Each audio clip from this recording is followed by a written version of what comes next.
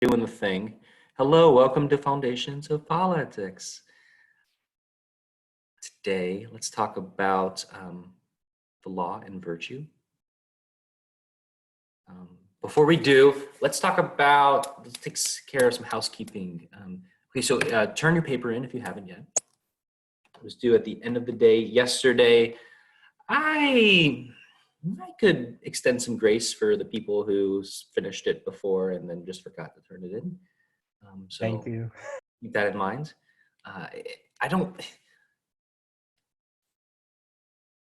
These are such weird times that I can't keep track. In fact, there's an email from the provost that I need to respond to, and I just keep forgetting to respond to it. So I know how it'd be. Don't tell Dr. Angela. So I hear you. So if you haven't turned it in yet, turn it in. Hurry, turn it in. The final exam for this class will start on Wednesday, May 6th at 11:15 a.m. It's our normally scheduled class time, Wednesday, May 6th at 11:15 a.m. You will have 2 days to complete it. Wait, 11:15 a.m. Oh, isn't our normal class time 3? Yes, final exams are scheduled. Oh. Okay, but don't worry too much about that specific time. It'll be on Schoology. That's the time that it will become available. You will then have all day Wednesday to complete it. It'll be limited to a couple of hours, but you could begin it at any time on Wednesday or any time on Thursday, and it'll end then on Friday at 1:55. So you see what I'm saying? It's scheduled, and it'll start at our normally scheduled time. You have the option of starting. It'll become available at our normally scheduled time, but you yourself can start it anytime Wednesday or Thursday in the first half of Friday. So you have some flexibility about when specifically you want to take the exam. Like the midterm, I will hand out a study guide, and I'll do that on Friday. Well, I won't hand it out, but I'll virtually hand it out. Also on Friday, we will do our course evaluations right after I hand out the final exam study guide. So if you want to do the course evaluations before then, that's fine, but then you'll be twiddling your thumbs for those minutes while everyone else is doing it in class. So let's use class time to do the course evaluations. Okay, so number 1, turn in your papers if you haven't done it already. Number 2, final exam is on Wednesday, May 6th at 11:15. That's when it'll start. That's when it'll become available. I'll hand out the final exam study guide on Friday. Course evaluations on Friday as well. And I will have your papers graded by the end of the day. Monday, end of the day, Monday. So that should give you some of Monday night, all of Tuesday, and Monday and Wednesday morning to adjust your time that you want to spend studying for the final exam based on how well you did on the paper. Sometimes you need to cut some things. Before we start, can I ask a politics question that doesn't have to do with the reading? Oh, sure. Before we do that, does anyone have any questions, or what questions do you have about the end of the class? We have one class on Friday. We'll do final exam prep, course evaluations, and unjust laws on Friday. That's it. Will it be a cumulative final, or will it be based on the second half of class? Since we've gone virtual. I think. Do you all have your Plato's Republic books? Some of you don't, right?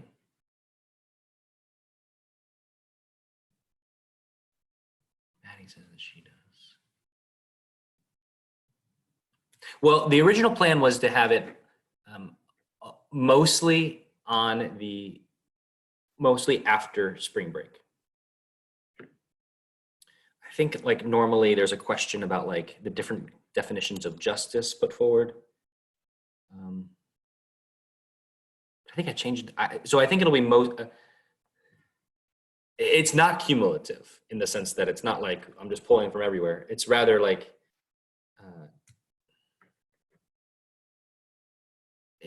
you will have a few options of talking about things before spring break, but you won't have to answer those questions.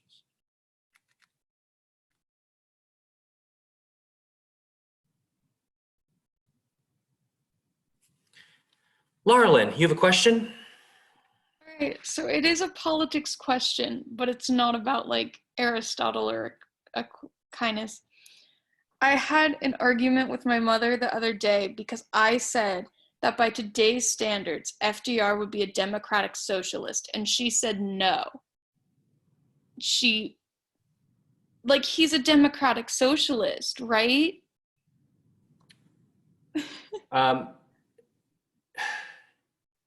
It's hard to know. Like, is the question, if FDR were alive today, would he be something like a Joe Biden Democrat or a Bernie Sanders? More like a Bernie Sanders. Joe Biden. But the question, if we bring FDR into our world, what would he be? Or is the question, if we brought our world back to FDR? I feel like bringing our world back to FDR, if we look at the things he did, they're socialist. Okay, well then the thing about that is there were democratic socialists at his time, in his time, and he vehemently opposed them. I did not know that. Okay, thank you. Sure, yeah. He talks a lot about like, they're not wholly opposed to each other. They have some common ground.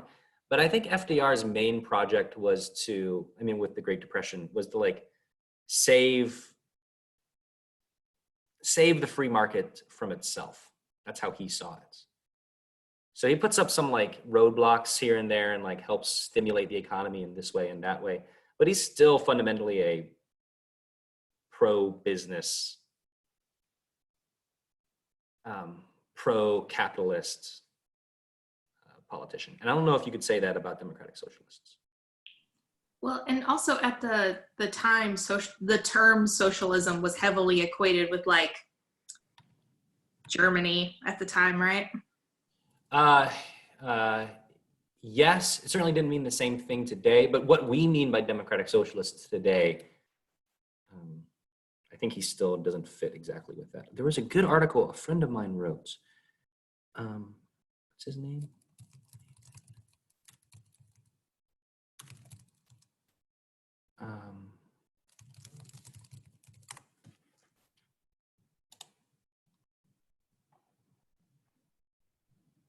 This is just one way of thinking about it.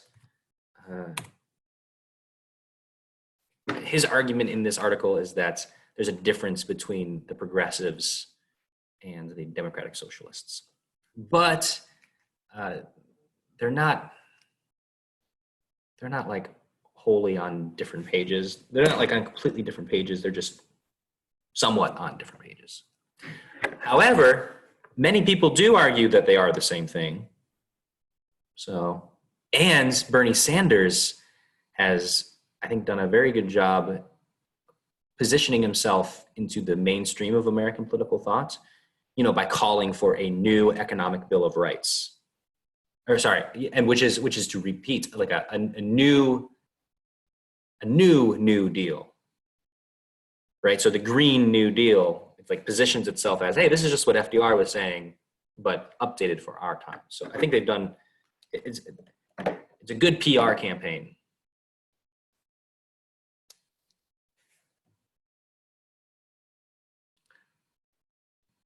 I hope that answers your question. That's my take on it.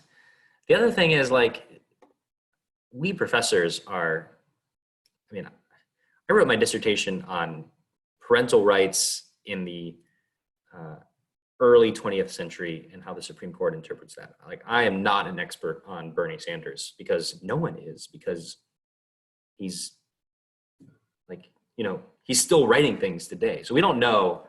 We professors, I mean, we have a better understanding of context. We don't know. We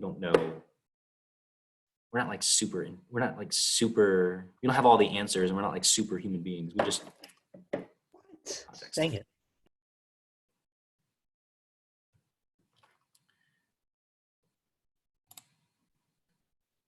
Cool. Thanks for asking.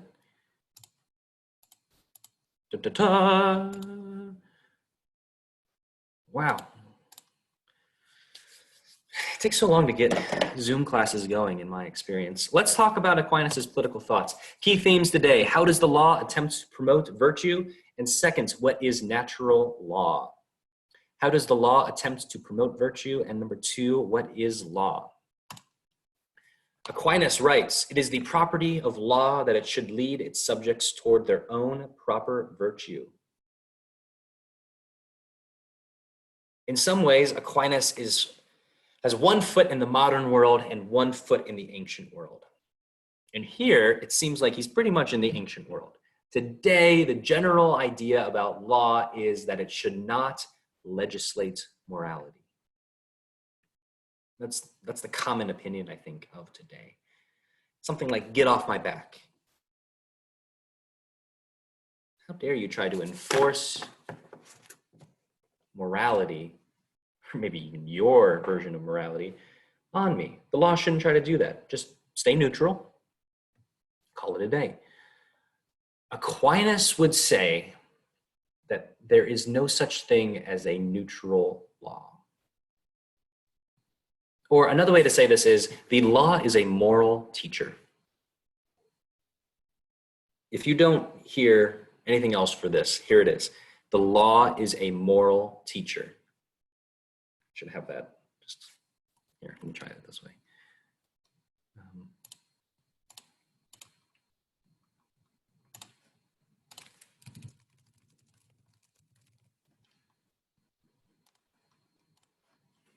The law is a moral teacher.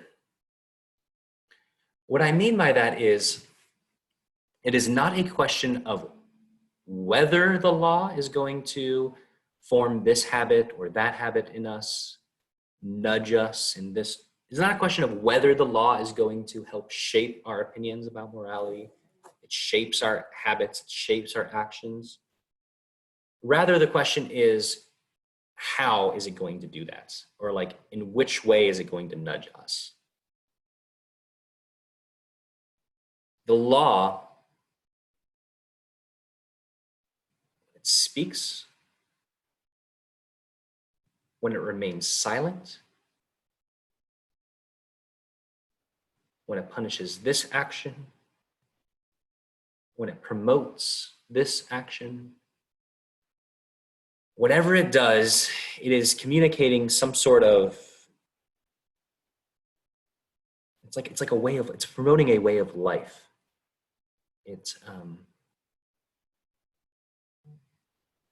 The law educates. This doesn't mean that like you have to, you can't escape the law's morality, or that, you know, you're predetermined to blindly follow along with what the law says. But the law helps shape our habits, attitudes, our culture, our way of life in ways that are often unforeseen by us. So, I mean, this is Aristotle's argument about the regime. The regime affects our way of life in pretty significant ways. It's like changing the mode.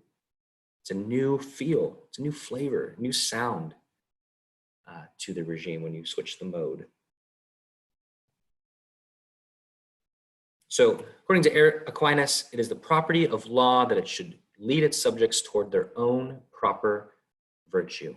An example of the way that the law helps form our habits, I think a really good one is from Thomas Jefferson's Notes on the State of Virginia. Thomas Jefferson was a slave owner himself, so it's odd that he would be writing about this. But he says that laws that in the South that allow or protect property and other human beings. Laws that protect slavery. They inculcate tyrannical habits in its citizens.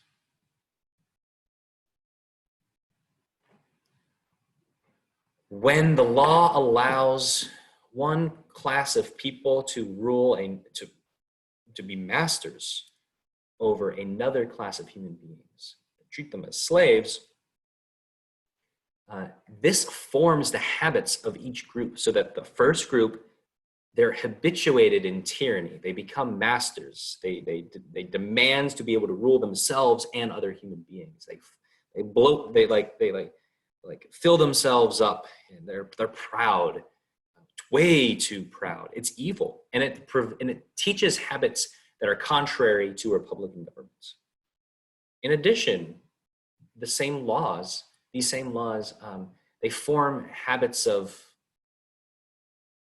the slaves. This doesn't mean that all slaves are subservient, but many of them are. Frederick Douglass, for example, was not. He started reading and realized that the mind was free, and if his mind was free, then his body should be free too. So the law doesn't determine everything, but it does affect. It affects habits, the habits of masters and the habits of slaves. This doesn't mean that law happens in a vacuum, but rather law is one of the things that really shapes our habits, and our virtues are a result of our habits.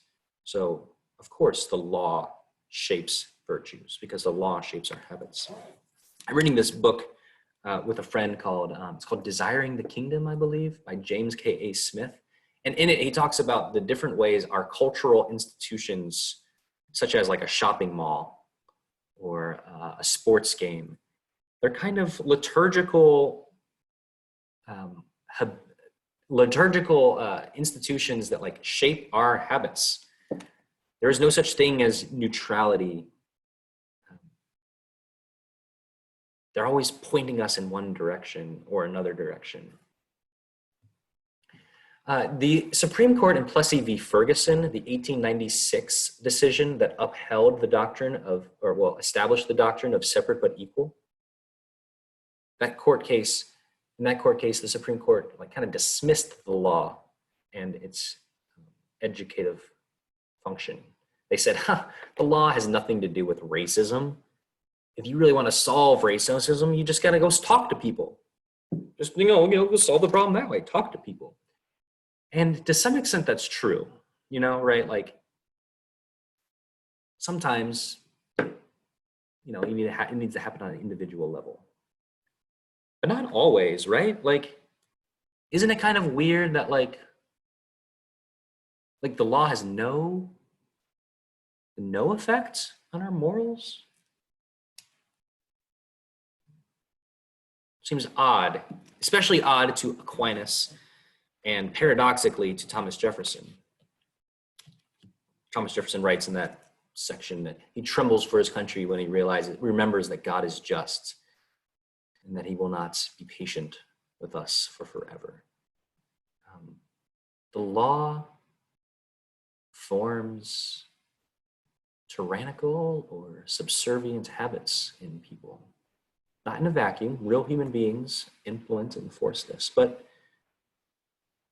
the law matters. So there's no such thing as the law being neutral. The law is always teaching us subtly, implicitly. It may be just a little nudge here or there, but the law is always teaching something. Obvious examples are like a tax on cigarettes. It's a cost of a packet of cigarettes in New York City. It's really high because we don't want that kind of behavior. The city of New York doesn't want that kind of behavior, so they penalize it. That is, the message is it would be more profitable for you if you did not smoke. That's a moral argument. How does the law do this?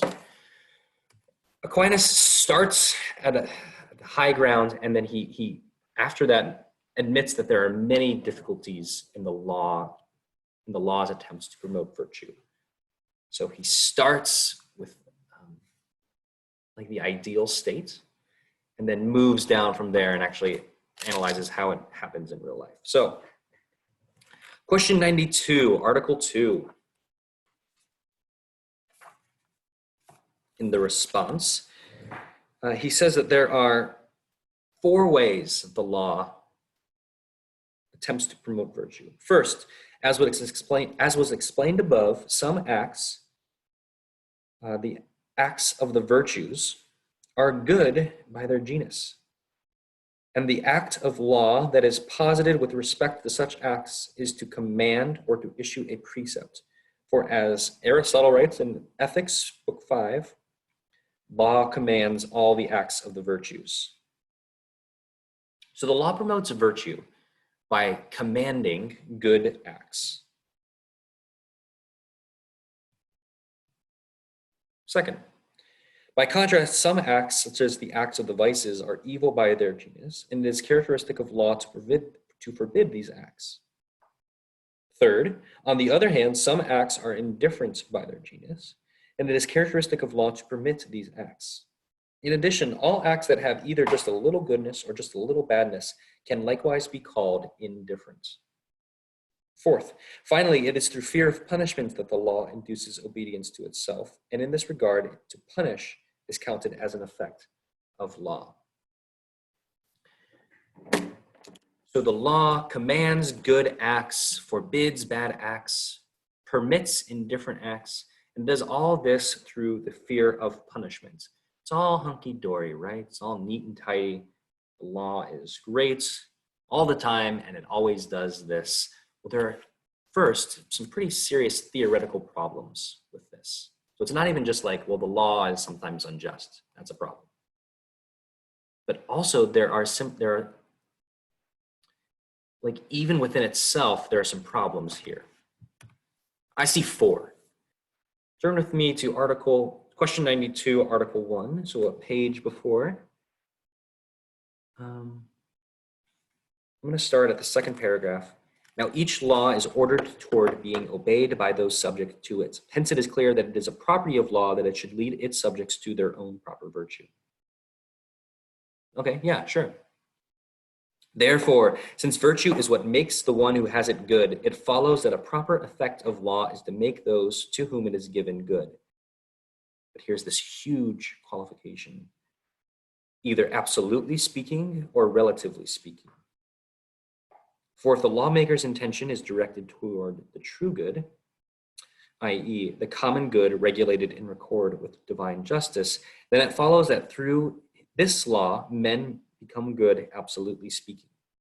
On the other hand, if the lawmaker's intention is not directed toward the absolutely good, but is instead directed toward a good which is advantageous or pleasant for himself, or which is incompatible with divine justice, then his law makes men good, not absolutely speaking, but only relatively speaking, in relation to that sort of regime. This is the sense in which the good exists even in things that are per se evil, as when someone is said to be a good thief because he operates in a way that is appropriate for his end. Aquinas, following Aristotle, says that there is a difference between the virtues of a good citizen and the virtues of the excellent human being, right? It's possible to be a good citizen, but to be a terrible human being. So human being, this is what Aquinas is referring to when he talks about absolutely speaking the good, or citizen, it's relatively speaking the good. In other words, it is possible to be a good, a good party member of the USSR in the 1930s and to actually be a terrible human being. It could be relative. In the same way that it's goodness can be relative. You can be a good thief. So the law does form our virtues, but it doesn't always form virtue absolutely speaking, right? That's an understatement of the year.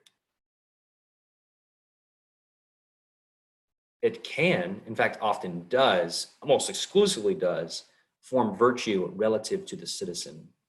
And so the question isn't so much about being a good human being as it is being a good citizen.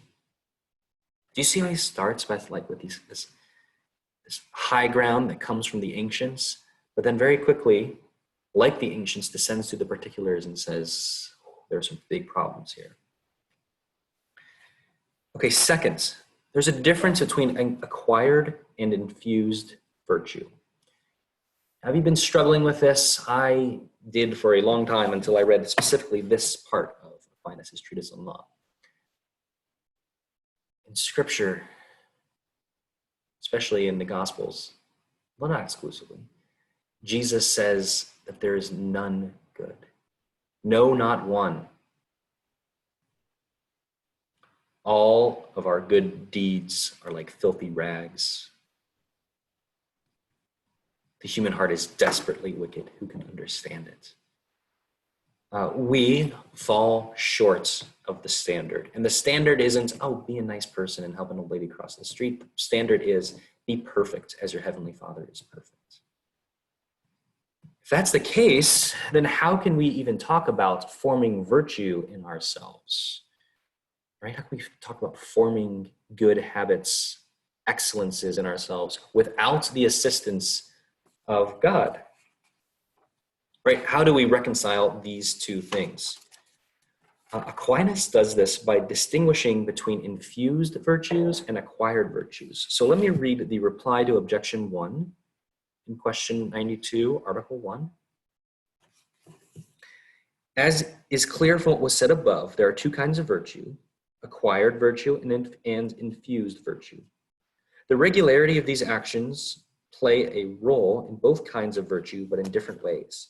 For this regularity is in fact a cause of acquired virtue, whereas it merely disposes one for infused virtue, and then conserves and promotes that virtue once it is already possessed.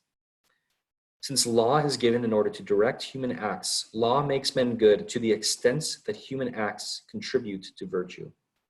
Hence the philosopher, that's Aristotle, likewise says in Politics 2, lawmakers make men good by habituating them. Okay, so there are two kinds of virtues. Acquired virtues includes justice, courage, and temperance. It is possible, totally possible, for a non-Christian to be courageous, right? I mean, obviously. That's because it's a different kind of virtue than what we might expect. It is something that is formed through habitual practice. So the regularity is a cause of acquired virtue. You can be courageous simply by exercising your spirited muscle, if that makes sense. We've talked a lot about that. Spirited muscle in your soul. Through little repeated acts, you can develop that muscle and become courageous. But there is such a thing called infused virtue, which is different. Infused virtue includes faith, hope, and love. And it is the result of this miraculous joining together of regular human action and divine grace. So regular habits can dispose someone to these infused virtues. But regular action is not the cause of our ability to love. Rather, the cause of our love is that he first loved us, as 1 John 4:19 says. So we love because he first loved us. But this doesn't mean that it's just a one-way street. We do, to some extent, contribute to our own virtue in the sense that we regularly practice these things, and that disposes us. This makes us receptive to the infusion of these cardinal virtues, faith, hope, and charity. But this means that there's another limitation on what the law can do. The law cannot, form the infused virtues in us. The law cannot form faith, hope, and love in us. And by law, I mean human law. It's impossible.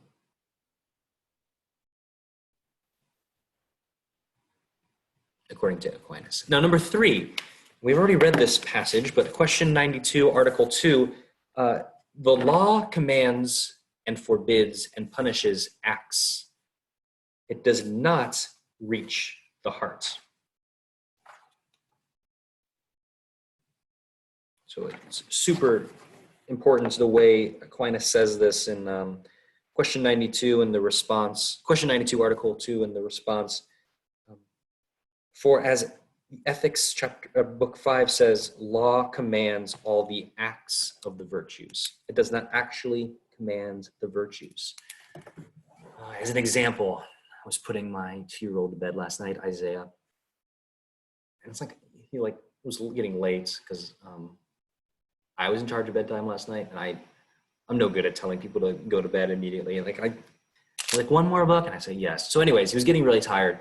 Put him on my shoulder. I was like, oh, this is so sweet. And then he bit me. My 2-year-old child bit me on the shoulder, and it hurt a lot. So I put him down on the couch. I had to walk away for a second. And then I came back and I said, hey, you know this. You cannot bite people.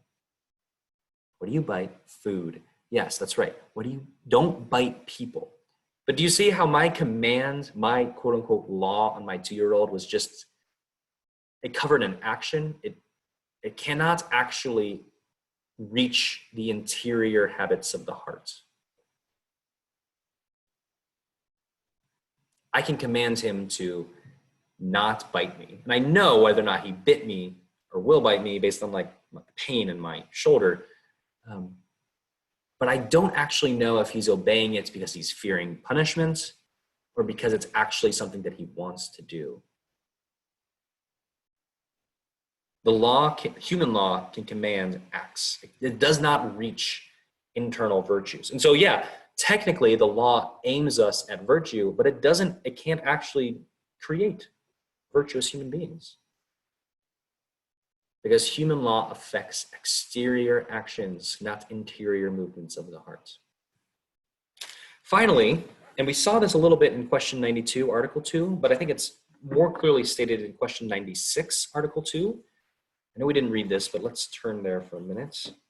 Question 96, Article 2. Human law should not, if you're asking the quiz, human law should not attempt to forbid all vices, because the law is made for the majority, for the people. And the majority does not have the same standards of excellence as the few. So law aims at a common denominator, and it ought to forbid only the most serious or only the more serious vices. He gives, let me read that. 96, Article 2, 3rd paragraph. Now, human law is made for the multitude of men, and the greater part of this multitude consists of men who are not perfected in virtue. And so not all the vices from which virtuous men abstain are prohibited by human law. Instead, the only vices prohibited are the more serious ones, which it is possible for the greater part of the multitude to abstain from, especially those vices which are harmful to others and without the prohibition of which human society could not be conserved. For instance, homicide and theft and other vices of this sort are prohibited by human law. So human beings should not try to forbid all vices because the law ought to be applied to the lowest common denominator. And by the way, that might be different in different regimes. And one reason is it just doesn't make sense. You don't want to lock up everyone in the town because you have too high of standards. In addition, though, Aquinas cares about the hearts of these people. If human law is simply impossible to fulfill, then people are going to bristle at it, and they're going to reject even the good things that the law has to say. So Aquinas starts by being very ancient. The law forms virtue, but then he ends here and says, yeah, the law sometimes just forms good citizens. The the law can only form acquired virtue at best, and actually it can't even form virtue, strictly speaking. It can only direct actions, exterior actions, and it should not even suppress all evil exterior actions, just some of them, the ones that are most dangerous. So we started, the law forms virtue, and then we've ended with a much more realistic picture of the law. This doesn't negate what came first, but it does show that there's lots of room for human judgment here.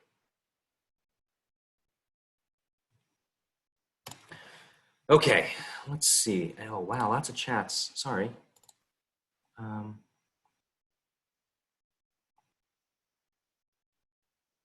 Jacob said $15. I don't know what that means. For a pack of cigarettes. Thank you. Aha, yes. My Wi-Fi cut out. Did you say if it was more important to be a good citizen or a good human being? I did not, but it is more important to be a good human being because a good citizen is relative to the regime, but being a good citizen is by nature.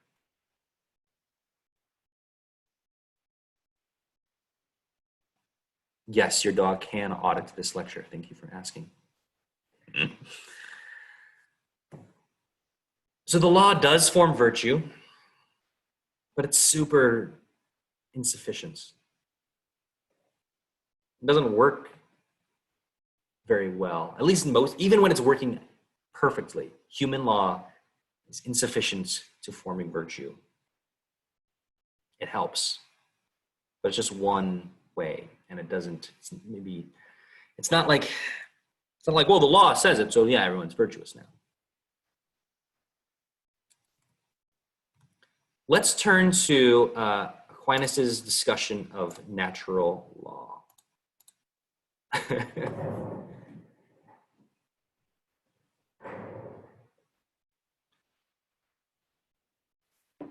He begins by talking about self-evidence. And he does this in question 94, article 2.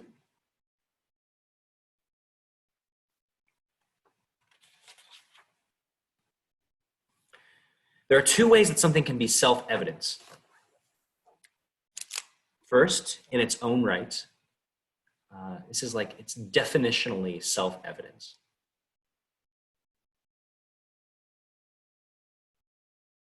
And second, it can be, something can be self-evident, like as in it's obvious.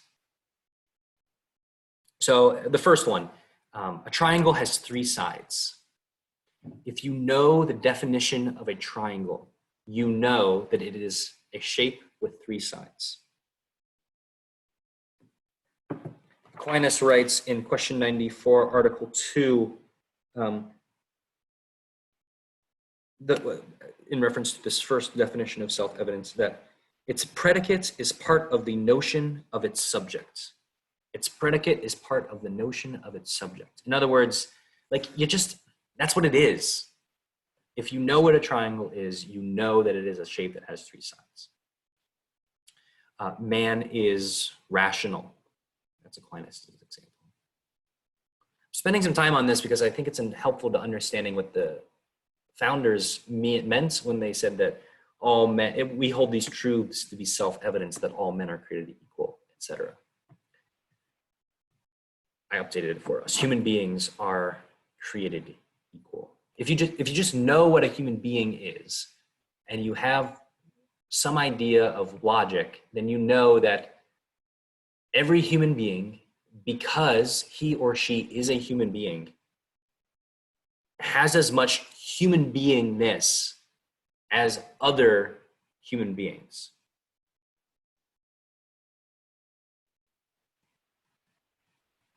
So it's like, it's definitional, it's almost logical. In other words, like everything you need to know about this thing is, well, sorry, no, not everything. The entire truth is captured in the definition of that thing. So if you know the definition, you know you know what it is. It's axiomatic or geometrical, you might say. The other way of thinking about this is that something is self-evident if it is obvious. So I found this image on social media and I had to share it. Yeah, it's obvious that Michael, all right, I won't be silly. It's obvious that Michael Jordan would beat Michael Scott in a one-on-one pickup basketball game.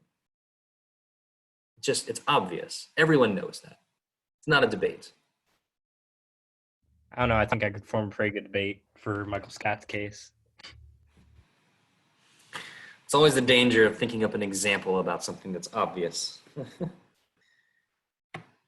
The problem with self-evidence in the first case is that it is both the strongest case you can make for something and also the weakest case you can make for something. You cannot prove self-evidence.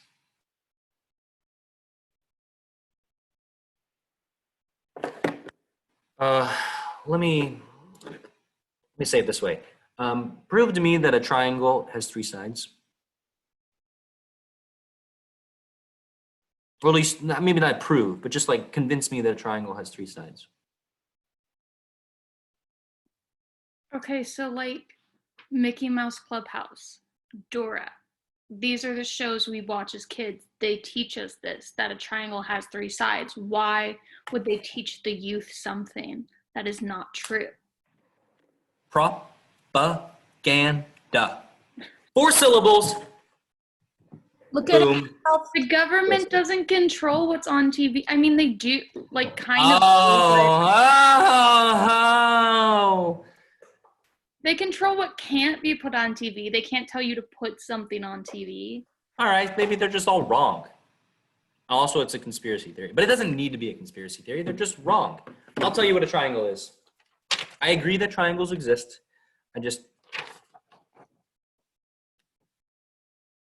False. This is my definition of a triangle. False. If you're going to your definition, then you have to go back to what definitions are and how languages are defined. And the majority of the population defines a triangle as a shape that has 3 sides.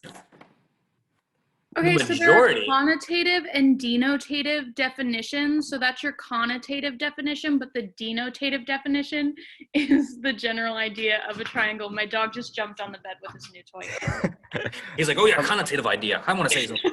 A language only works if everybody agrees on what words mean, and people have generally agreed that a triangle has 3 sides. When you say triangle, you mean a shape that has 3 sides.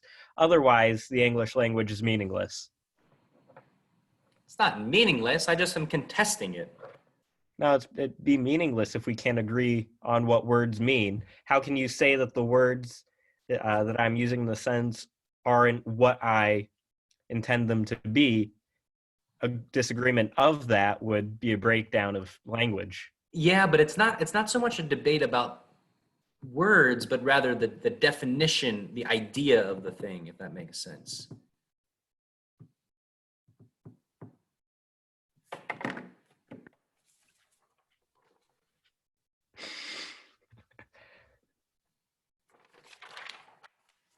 Is a triangle.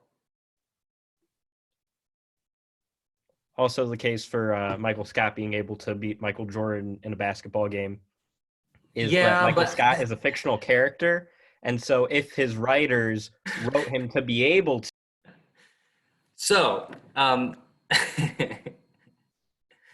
3-sided object exists whether or not we give it a name. Oh, yeah. Okay, in addition Sure, to but what that's not a John triangle. was saying, Michael Jordan could not play Michael Scott in a basketball game because Michael Scott is a fictional character. However, the Space Jam version of Michael Jordan could absolutely play Michael Scott in a basketball game.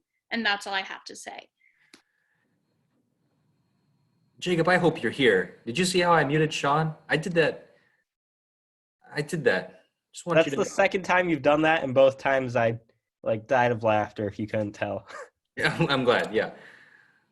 Hey, I'm being obtuse and belligerent. And why am I doing this? It's because the definition of a triangle is contained within itself. This is not an offensive. Isn't this from something? What is that from? I don't know what that is from. The definition of a triangle is contained within itself. So if I deny the definition of that thing, then there's not much you can appeal to outside of that definition to convince me that the definition is right, because the definition is just self-evident. Like that's the definition of the thing. So this is particularly important for early 19th century American politics, where people like John C. Calhoun and others say, yeah, the Declaration of Independence is wrong. All men are not created equal. And you can't prove it otherwise.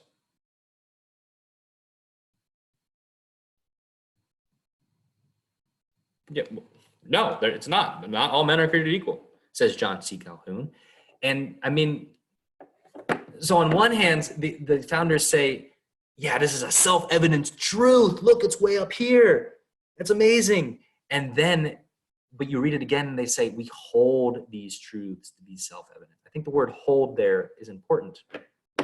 They're not proving it. They're not demonstrating it. They are almost like asserting it. Like this is the fundamental assumption that we're making. This is self-evident.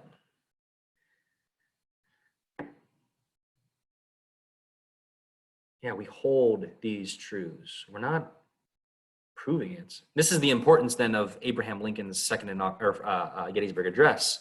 He changes the words around.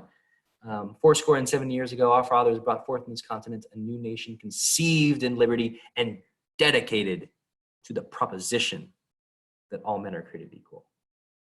We are actively dedicating ourselves to the proposition. A proposition is something that you can demonstrate, argue for, and convince other people about. So he like lowers the truth status of it. It's only a proposition now, but because it's only a proposition, we have a lot more, we have a bigger role to play in proving that it's actually true. This is our test, he says. Anyways, I think this is important to understand what self-evident means, because on one hand, the natural law is like really obvious, but Aquinas calls it indemonstrable.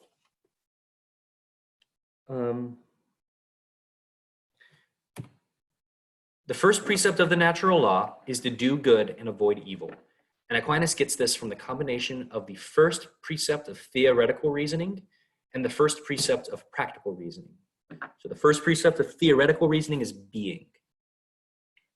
In question 94, article 2, now there is a certain ordering among those things that fall within everyone's apprehension.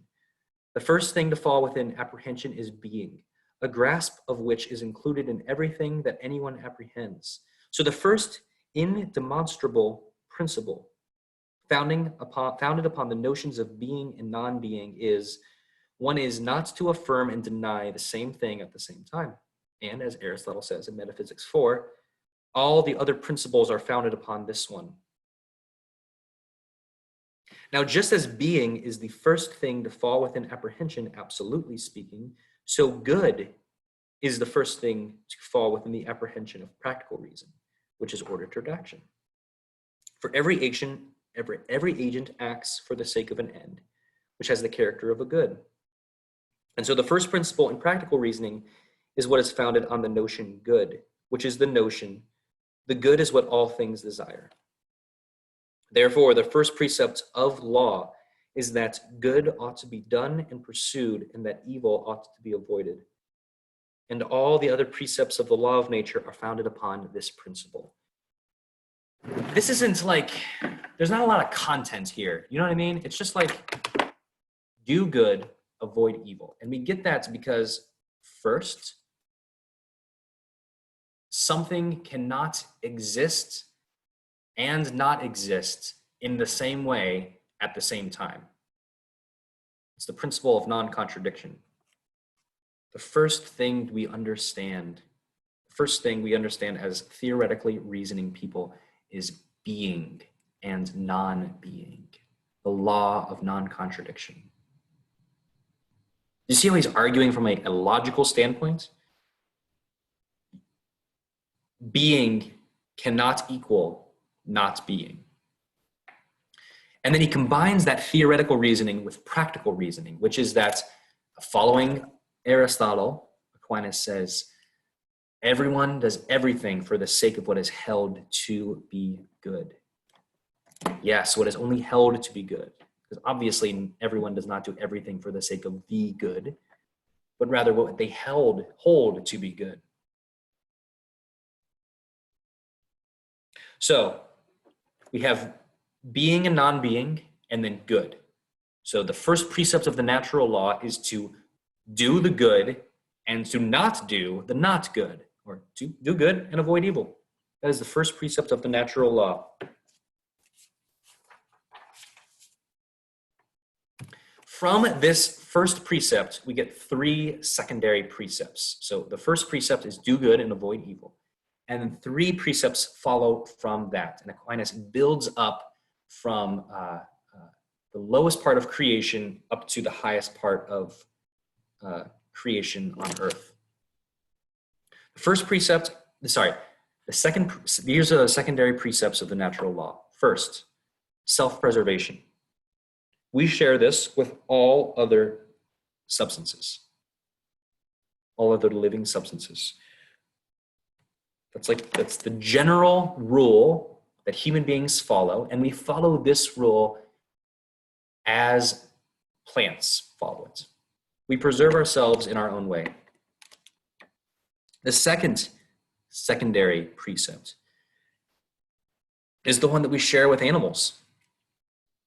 The union of male and female and the education of offspring. Be fruitful and multiply. Teach those things that you created how to live. Third, the third secondary precept of the natural law is what we possess as rational animals. We have to seek the truth about God and live in society.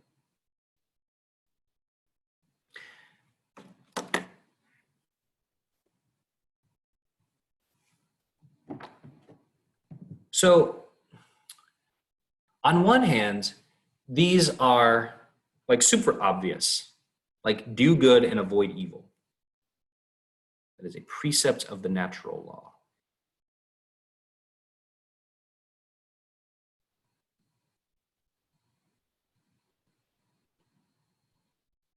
It's like, well, yeah, sure.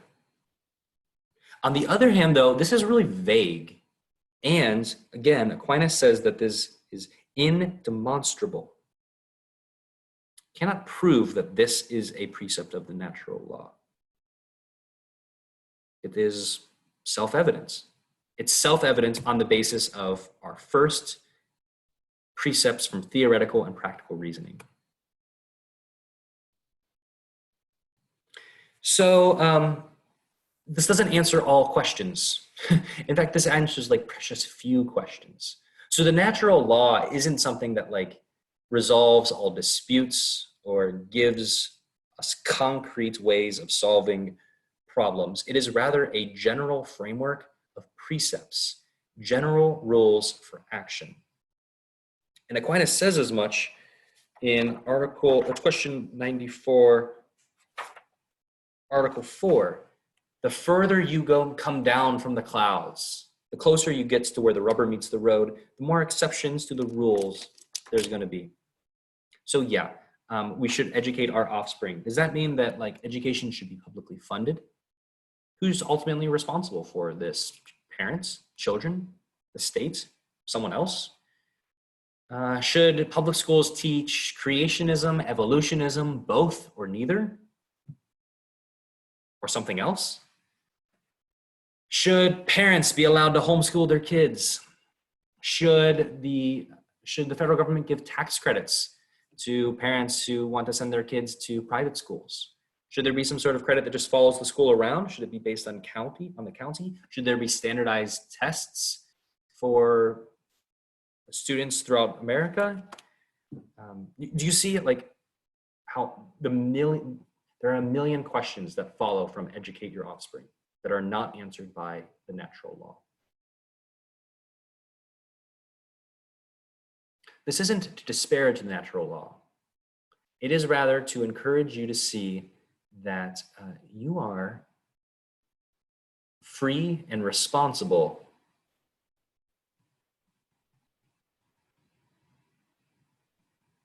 to figure out these details. Because this vague and indemonstrable natural law doesn't solve the questions for you. So your choices matter. You have real things to discuss, to deliberate about. I'm gonna coin a phrase, and I'm sure you've never heard it before, but with great power comes great responsibility. Thanks, Spider-Man. Yeah, great freedom comes great responsibility. The natural law doesn't solve all of our problems for us. It only gives us a couple of precepts, and it's written on our hearts, according to Aquinas, but it doesn't solve all of our problems. Can the natural law ever be wiped out of a man's heart? No, not completely. So hey, if you're asked on the quiz, no, the natural law can never be completely wiped out of a man's heart. For next class, our final class, read questions 95 through 97 and read Romans 13, 1 through 7, perhaps the most important single statement about politics found in the Bible. The question is, are we obligated to obey unjust laws? Are we obligated to obey unjust laws? Thank you.